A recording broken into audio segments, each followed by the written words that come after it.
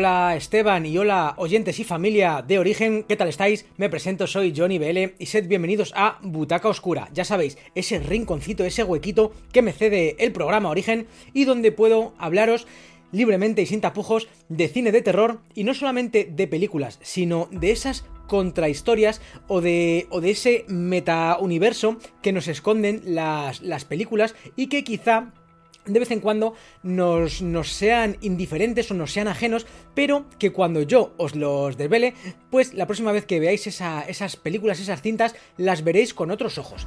Hoy es una de esas historias que mola mucho porque es una película súper conocida, es un personaje muy imitado, sobre todo cuando se trata de disfrazarnos en Halloween, ¿verdad? O cuando se trata de ver iconos del cine de terror. Todos tenemos en mente a Michael Myers. Todos tenemos en mente a ese protagonista de máscara inexpresiva de la franquicia, de la saga, de las películas Halloween.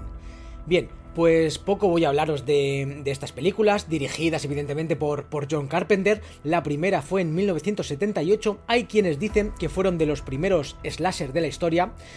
Yo no estoy de acuerdo, creo que hay algunos slashers que sentaron las bases anteriormente, pero bueno, ese es otro tema. Hoy la historia que os traigo, y me parece súper... ¿cómo decirlo? Súper aterradora, es quién fue el Michael Myers en la vida real. O dicho en otras palabras, quién fue esa persona que inspiró a John Carpenter y a su esposa, Debra Hill, para crear la secuela de Halloween.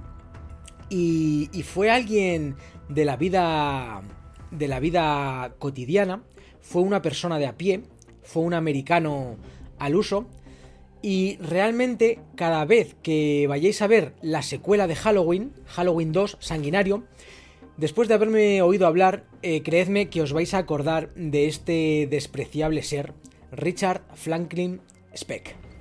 Bien, vamos a empezar por el principio.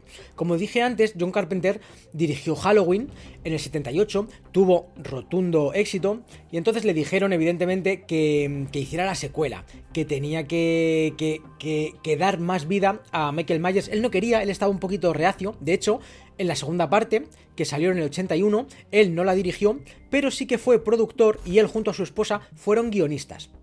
Entonces, estaban los dos en un viaje y se acordaron, estamos hablando del año 1980-81, y se acordaron de un caso que fue muy sonado en América, salió por todos lados, y fue el caso de la matanza llevada a cabo por Richard Speck. Les rondaba un montón la cabeza y ellos vieron similitudes entre Richard Speck y Michael Myers. Tenían unos patrones muy marcados y muy idénticos. Tenían esa psicopatía latente y entonces les hizo un clic en el cerebro y decidieron adaptar el caso que os voy a contar ahora para su secuela Halloween 2, como digo, Sanguinario, de 1981. Hablando un poquito de la película muy brevemente, esta película empieza justo donde acaba la primera Halloween y toda la trama se basa en un hospital. Michael Myers se mete en un centro médico, en un hospital, y allí acaba, poco a poco, durante toda la película, va acabando con la vida de todos los asistentes. La trama se centra en ese hospital. Bien, pues como digo, esta trama está basada en una historia real que os voy a contar a continuación. Bien, sentemos un poquito las bases, os voy a contar quién es Richard Speck.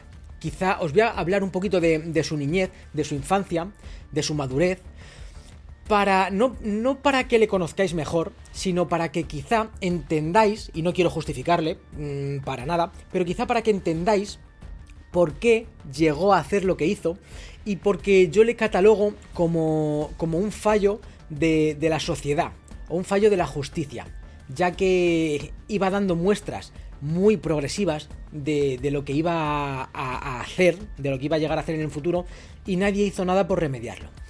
Bien, Richard Speck nació en la Segunda Guerra Mundial y su padre falleció. Él no llegó apenas ni a conocerle cuando él era muy niño. Entonces vivió en una familia desestructurada, ya que su madre tuvo un montón de parejas, coqueteaba mucho con las drogas, con el alcohol, tuvo que recurrir a la prostitución para sacar adelante a él y a ella misma. Y entonces se nos cuenta que desde muy pequeño las parejas, los novios de su madre, le trataban fatal. No tenía ese icono parental, no tenía esa figura, no tenía alguien a quien seguir, sino que todos los novios de su madre, que iba cambiando semanalmente, mensualmente, muy rápidamente, le pegaban golpes, le propinaban palizas. Siempre iba al colegio con moratones.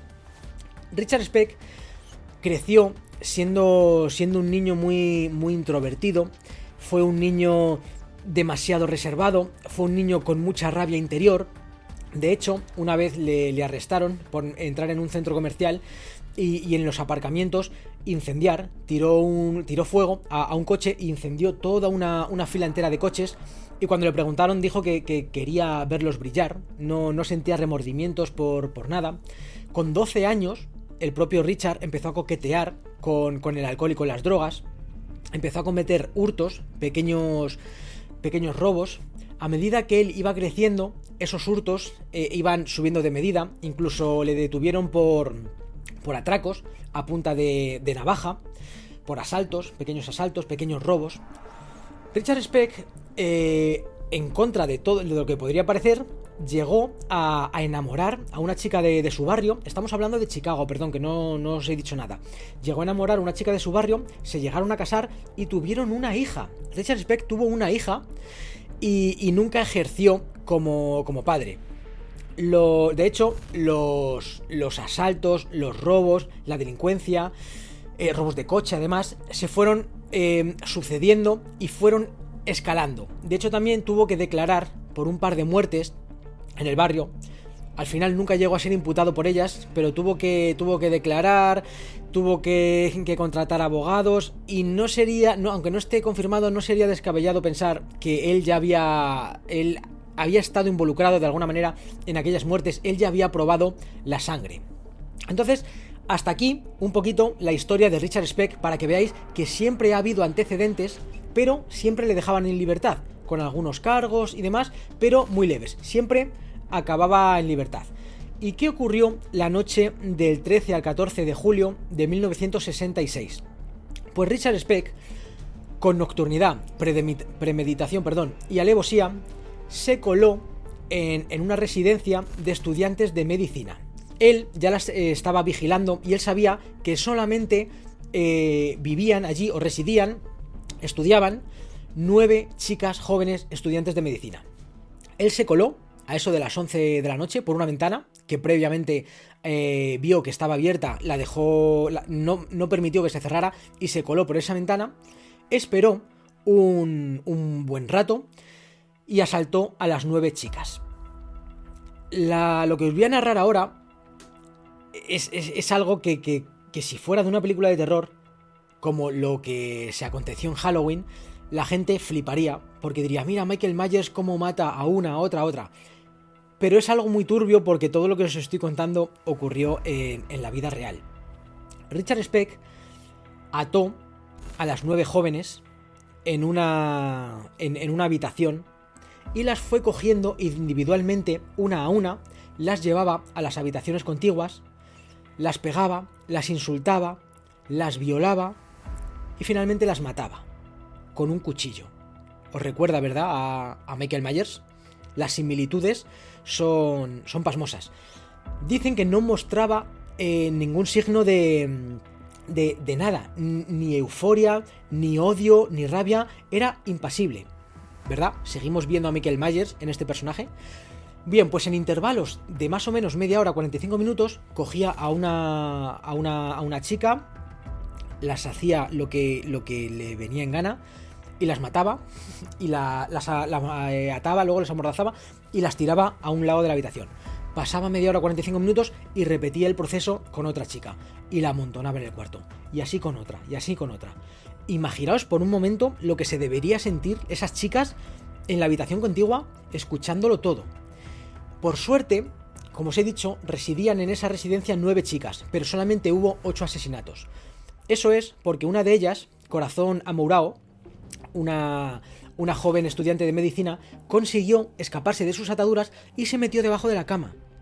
Entonces ella, fijaos el trauma que debe ser estar aguantando toda la noche y viendo como ese canalla cogía a cada una de sus compañeras y se las llevaba a la habitación contigua para acabar con ellas, previamente habiéndolas violado y golpeado.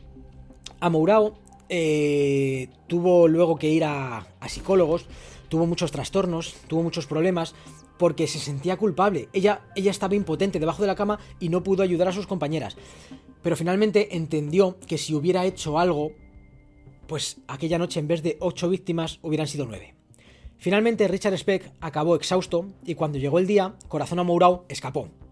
Pudo ir a la policía, hicieron un retrato robot y un vagabundo de la zona le reconoció. Así que rápidamente le detuvieron después de aquella matanza. Los policías y los sanitarios, los periodistas que entraron en aquella residencia, dijeron que no habían visto nada tan horrible en toda su vida. Esos 9 cuerpos maltratados, muertos, acumulados ahí en una habitación, era una historia dantesca, digna de las películas de Halloween.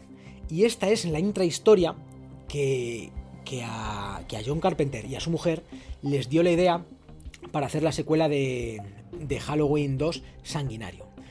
Si os queréis preguntar qué pasó con Richard Speck, pues bueno, es una larga historia porque luego tiene mucho que contar. Pero bueno, a grandes rasgos deciros que le condenaron a la pena capital, a la pena de muerte. Finalmente no se llegó a cumplir y pasó toda su vida en la cárcel. Intentó rebajas de pena, intentó por todos los medios decir que estaba enajenado, que estaba loco, que no sabía lo que hacía, pero la frialdad con la que atacó durante 7, 8, 9 horas, ese cuchillo, solamente con un mismo cuchillo las cosía a puñaladas, la manera de actuar sirvieron para saber que aquello no era enajenación, sino una psicopatía y un problema mayor, que era un odio irracional a las mujeres. Entonces, bueno, finalmente Richard Speck falleció por un paro cardíaco a los 71 años en la cárcel, aunque como ya digo esta es otra historia, pero bueno, ya que estoy os la termino de contar. Y hay un vídeo en YouTube que se le puede ver a un Richard Speck súper deteriorado, gordo, comido por las drogas, vestido con lencería femenina y con otro preso, en el que se ríen, en el que confiesa de su propia boca cómo mató a todas esas mujeres y en el que luego se le ve cómo le practica una felación al compañero que sale en cámara. Está por ahí, está por internet, si os interesa, aunque ya digo que es algo muy crudo. Este personaje es un personaje muy turbio, pero bueno, quería traeros esta historia y que cada vez que veáis a Michael Myers y que penséis qué malo es, Michael Myers, qué grotesco es, qué dañino, qué personaje más repulsivo, pues pensad que hay alguien más repulsivo todavía que dio vida en un momento al personaje de Michael Myers. Me despido de todos vosotros, espero no haberos aburrido, espero haberos enseñado algo nuevo y seguid con el programa de Origen. Y nada, me despido hasta la semana que viene y hasta entonces no os olvidéis de cerrar bien la puerta antes de iros a acostar, amigos, pues nunca se sabe lo que pueda haber en el otro lado.